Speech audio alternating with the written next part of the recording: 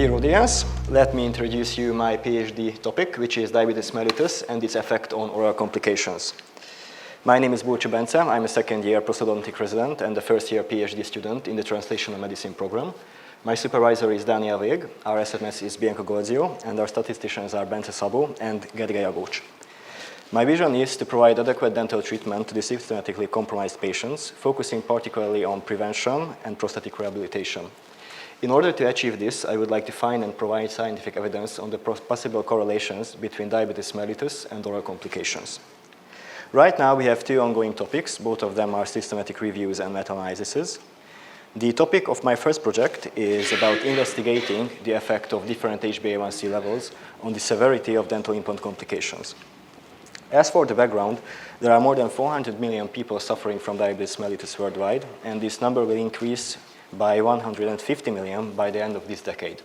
Moreover, patients with the disease tend to lose twice the amount of teeth compared to systematically healthy individuals. Patients with chronically high blood glucose level have an increase in the formation of glycated end products. These products can interact with their receptors, which are called RAGEs, and they release pro-inflammatory cytokines, the likes of interleukin-1 beta and TNF-alpha. All of these can be found in the periodontal tissue, which means that DM can induce periodontal inflammation, which could lead to alveolar bone loss both around natural teeth and around dental implants as well. We can measure a patient's last 2 to 3 months of average blood glucose levels with the help of HbA1c, which is actually a glycated end product of hemoglobin.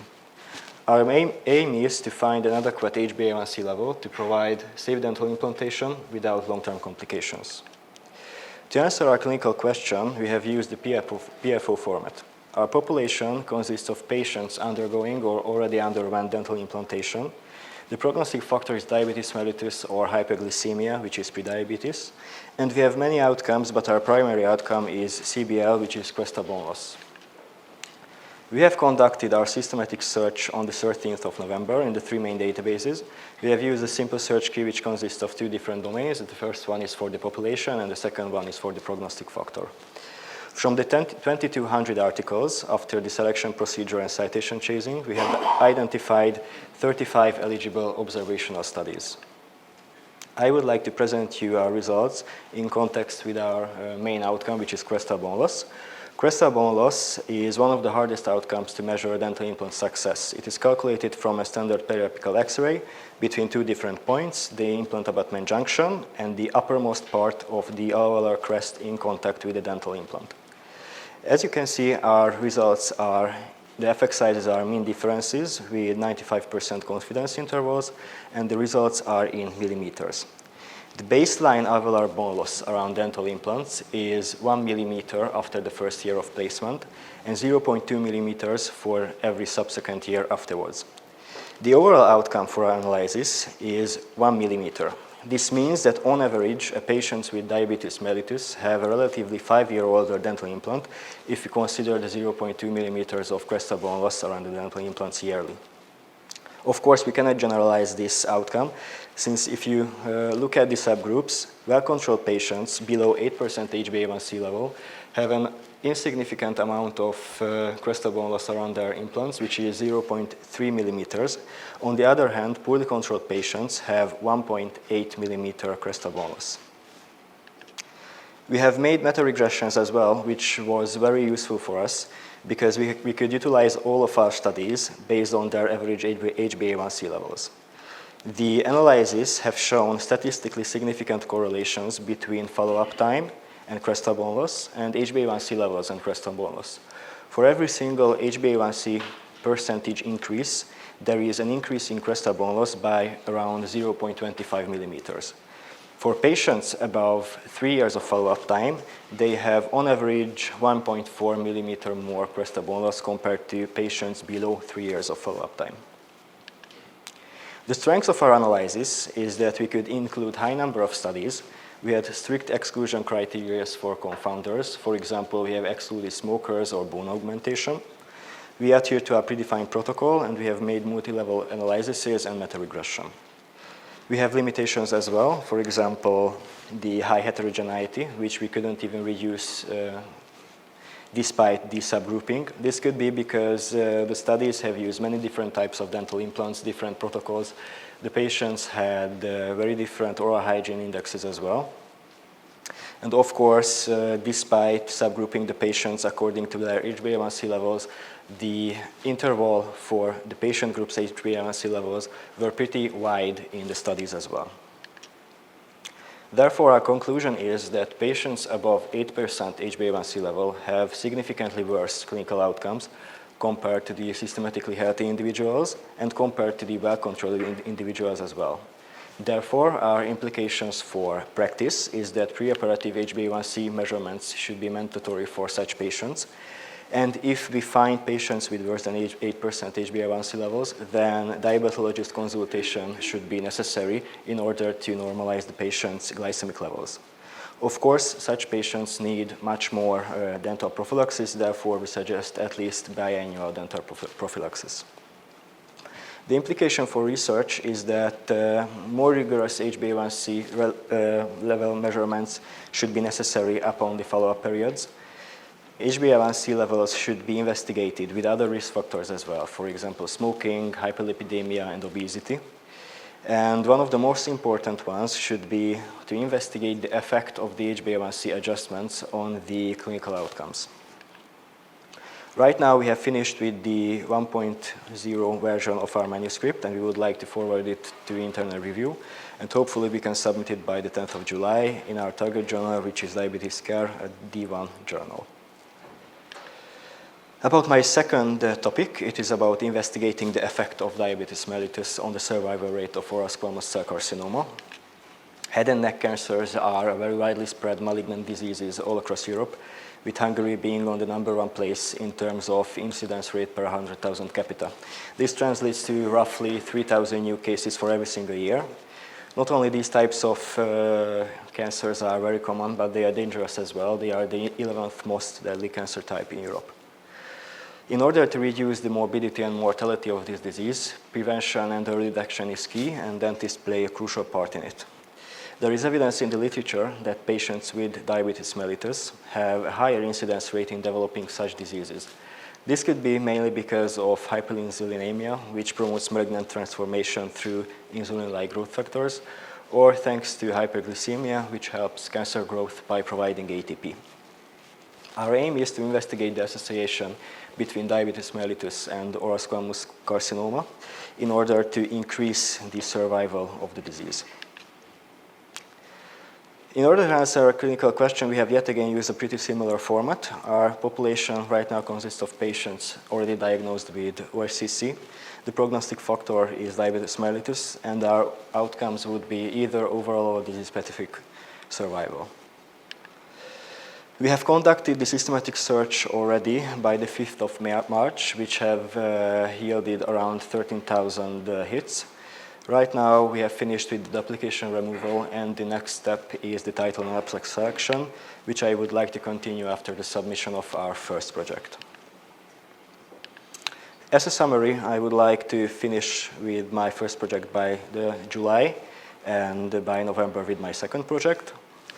And I would like to thank your kind attention with a quote from Friedrich Nietzsche: "Truth tends to reveal its highest wisdom in the guise of simplicity." Thank you.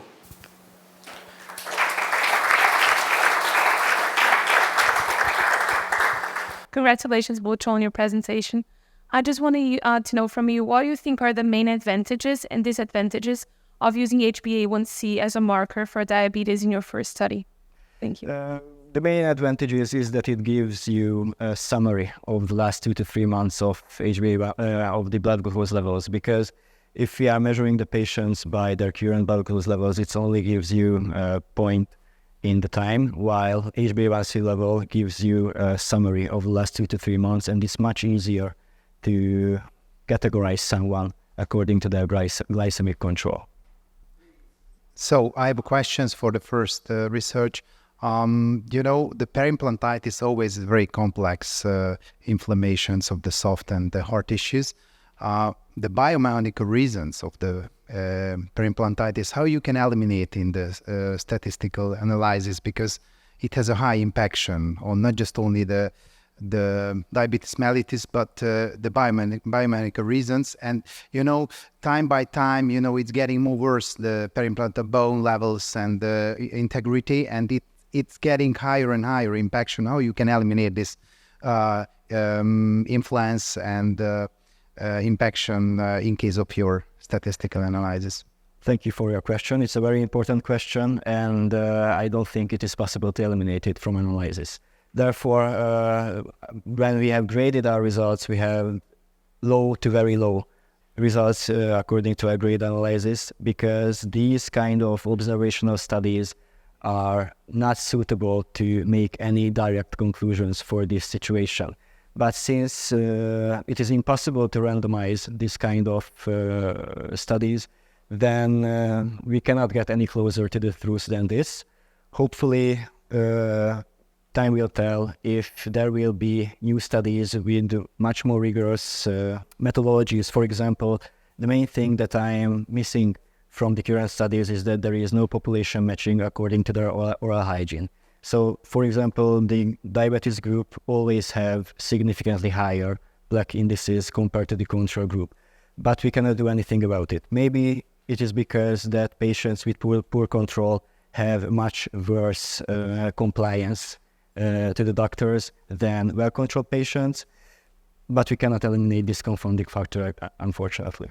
Thank you so much. It has to be more rigorous, and yeah, exactly. Sometimes the outcomes may be elusive, but yes, it's all together. Maybe it can be a very good information about yes, this disease. Okay, any other Professor? Until the students are thinking, but can we go to the first forest plot? And then indeed, I mean, you talked about this. You talked about this in your limitation. I mean, still, this is amazing that how wide is the range in the poorly controlled. So I just wonder, I mean, because can you pair poorly controlled pre-diabetes and well-controlled in the same studies? So therefore, we could see if so that's a kind of different kind of categorization, I would say. But if you just project it for yourself, maybe that would be worth to actually to present it too. I mean, this is just brainstorming in this respect, but really, there is no good explanation for this. Even if the oral hygiene is different, but you have the control. I mean, the control group should have the same kind of thing. So therefore, in this way, actually, you may get closer to the real truth. I would say that, and maybe if some studies are outstanding in a sense that show very different as the other ones. Yes, exactly. That's a very good idea to pair if we have studies with same outcomes for poorly controlled prediabetes and well controls, which we have, and we have not thought about that before, but I think it would benefit us if we did this pairing. Thank you very much. Thank you for your presentation. I was wondering what's your opinion on the poorly controlled patients, whether you would place implants on them or not, knowing your result. And if you would not, what do you think would be the, let's say, a good amount of time for them to prove that they could control their diabetes enough so there would be less effects after the implant placement? I didn't really think about this before, but I think if a patients have poorly controlled values, first and foremost, diabetologic consultation is necessary. If their diabetologist says that it is not possible to lower their blood glucose levels because of medical reasons or other things, then of course, if the patients have and can maintain meticulous oral hygiene, then I don't think that we should not allow any dental implants to be placed. On the other hand, if the patient can lower their glycemic levels, but their compliance is poor and cannot maintain good oral hygiene levels, then I think there is no good chances of a successful implant treatment. So I would decline that patient.